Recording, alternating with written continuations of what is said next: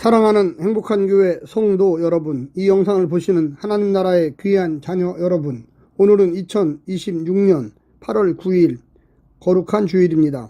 오늘 매일 성경 본문에서는 이사야 22장에는 환상 골짜기에 대한 예언이 나오는데, 앞에서는 이방 나라에 대한 선포라면 이제는 그 시선이 다시 유다를 향합니다. 특히 환상의 골짜기라 불리는 본문은 외부의 적보다 내부의 문제, 특별히 예루살렘 지도자의 영적 무지와 부패가 심판의 핵심 원인으로 등장합니다. 오늘 본문을 나누어 보겠습니다. 이사야 22장 1절부터 14절 환상의 골짜기에 관한 경고, 15절부터 25절 지도자 심판과 제도 교체.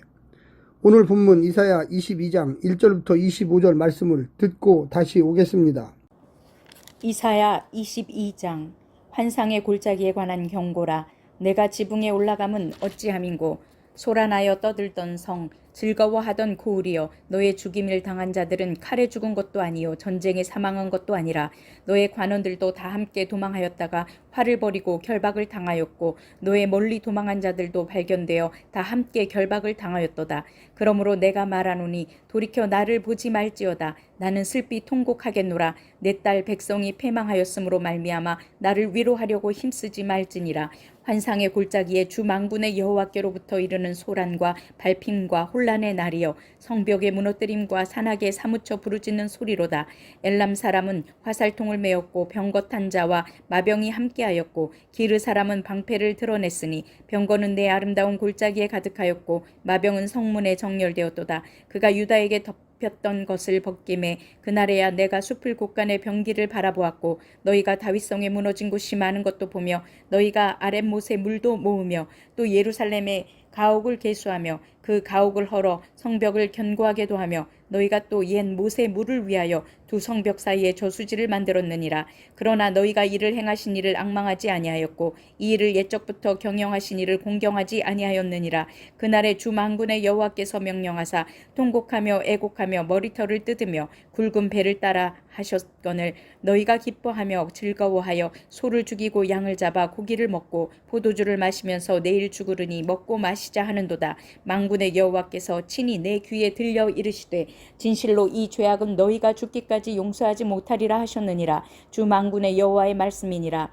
주 만군의 여호와께서 이르시되, 너는 가서 그 국고를 맡고 왕국 맡은 자 셈나를 보고 이르기를, 내가 여기와 무슨 관계가 있느냐? 여기에 누가 있기에 여기서 너를 위하여 묘시를 팠느냐? 높은 곳에 자기를 위하여 묘시를 팠고 반석에 자기를 위하여 처소를 쪼아내었도다. 나 여호와가 너를 단단히 결박하고 장사같이 세게 던지되 반드시 너를 모질게 감싸서 공같이 광막한 곳에 던질 것이라. 주인의 집에 수치를 끼치는 너여, 네가 그곳에서 죽겠고 네 영광의 수레도 거기에 있으리라.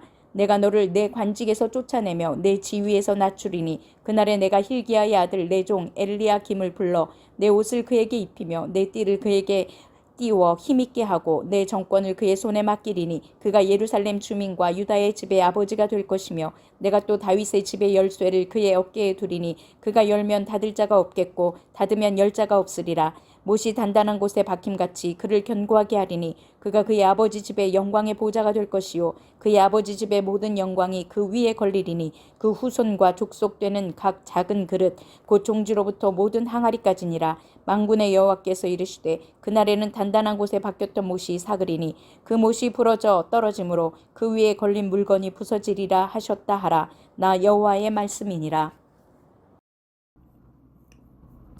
본문은 환상의 골짜기를 무대로 한 예언적 환상이며 임박한 재난과 공동체의 태도를 대비시킵니다. 전반부는 전쟁, 침국의 위험을 경고하며 유다 백성의 탄식과 두려움에 대한 선포와 그럼에도 불구하고 회개 대신 잔치와 일상이 유지되는 모습이 기록되었습니다. 후반부는 공직자 셈나의 교만과 직무 유기를 지적하고 그에 대한 심판을 선언한 뒤 엘리야김의 임명을 서두릅니다.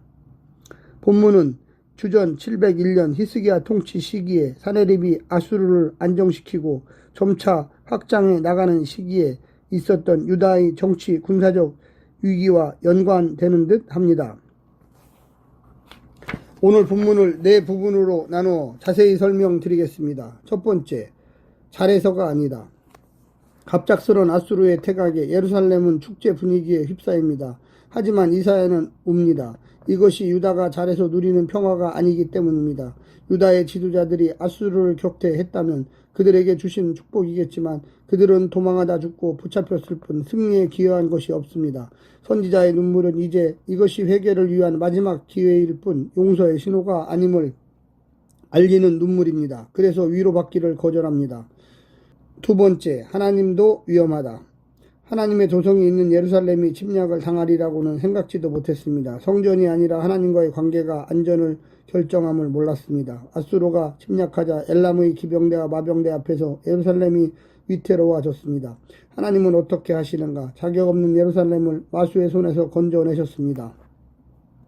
한 번 더 회개의 기회를 주신 것입니다. 하지만 그들은 통곡하고 애곡해야 할 때 하나님께 하신 일을 높이지 않고 자신들이 해낸 일인 듯 자축했습니다. 이에 하나님도 입에 담지 못하실 것 같은 선언을 하십니다. 너희가 죽기까지 용서하지 못하리라. 세 번째, 심판을 몰랐는가? 유다 히스기야 때 국구를 맡고 왕궁을 담당한 셈나에게 가장 중요한 것은 아수르와의 관계였습니다. 반아수르 정책으로 다윗 왕조를 궁지에 빠뜨릴 뻔했고 권력을 남용하여 자기 묘실을 꾸미는데 급급했습니다. 하나님도 그를 버려 그가 미리 마련한 화려한 묘실이 아니라 광막한 곳에 던져지게 하실 것입니다.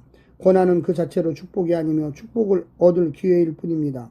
모든 자리는 나만을 위한 특권이 아니라 모두를 위한 책임의 자리였습니다. 마지막 네 번째, 은혜를 배반하다니. 하나님은 셈나의 자리를 엘리야김에 물려주십니다. 이제 땅에 박힌 단단한 모처럼 다윗의 왕조의 운명이 그에게 달리게 하셨습니다. 그러니 이제 그가 할 일은 여호와 하나님만을 대안으로 삼는 것입니다. 하지만 엘리야김은 실패합니다.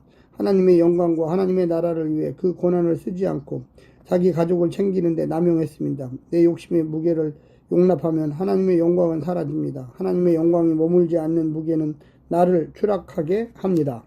사랑하는 성도 여러분, 오늘 하루도 승리하시고요. 하나님의 놀라운 축복과 은혜가 늘 함께하기를 간절히 바랍니다. 샬롬.